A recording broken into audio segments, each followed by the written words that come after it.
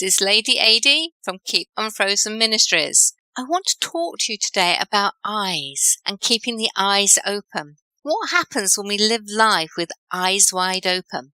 Is it a little bit like being a child?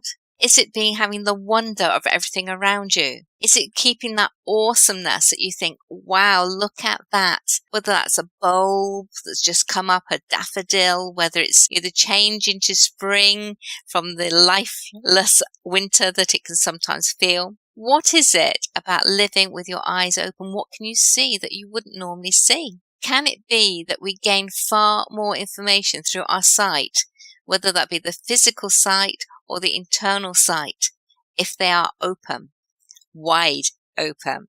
We are told there is a time to be childlike and there's a time to put away childish things. And I think, well, when you're putting away childish things, I think that's more the playground type of things of when you're clamoring for and demanding things. And as a child, you that's mine, that's mine, that's mine. And it's the learning to share, the learning to go beyond yourself. It's that kind of childish thing I think we put behind us. But at the same time, to enter the kingdom of God, we need to approach it like a child. And that child is someone not only full of wonder, and yes, we have the discernment to say, actually, I'm not going to be told nonsense. And whereas a child will be open to absolutely everything, whether that's nonsense or not, they take it all in and think it's all truth.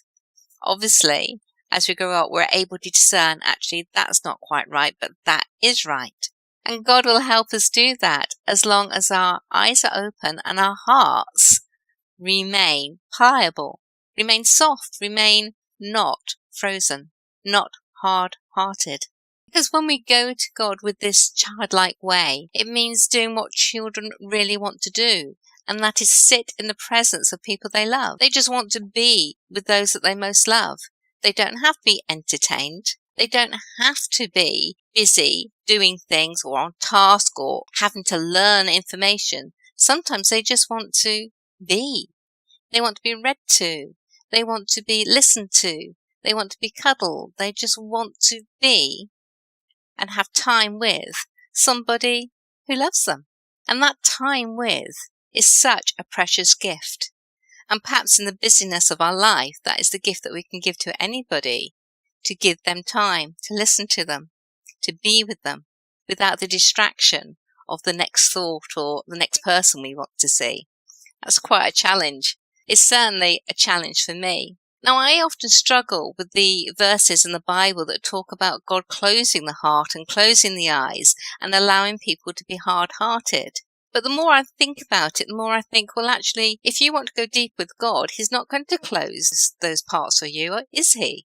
But for those who aren't going to listen anyway, those who say, no, there's no God and have no belief, or those who do believe but actually have stopped learning, who think, I know it all now, I've got God in my life, that's all I need, I don't have to be like other people, and they go down their single track, forgetting that actually their eyes will also be closed if they don't give of themselves. And that giving of themselves just means forgiving people, which is one of the hardest things I think we are asked to do, to help others, to listen to others, to be there for others, so it's beyond ourselves.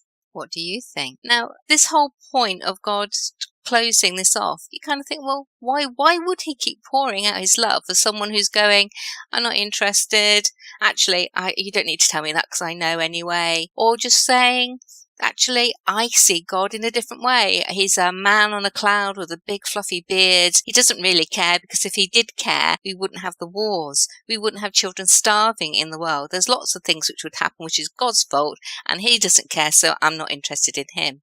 Those hearts are shut. Those eyes are shut because they can't see beyond the end of the nose, if we're going to keep with the analogies.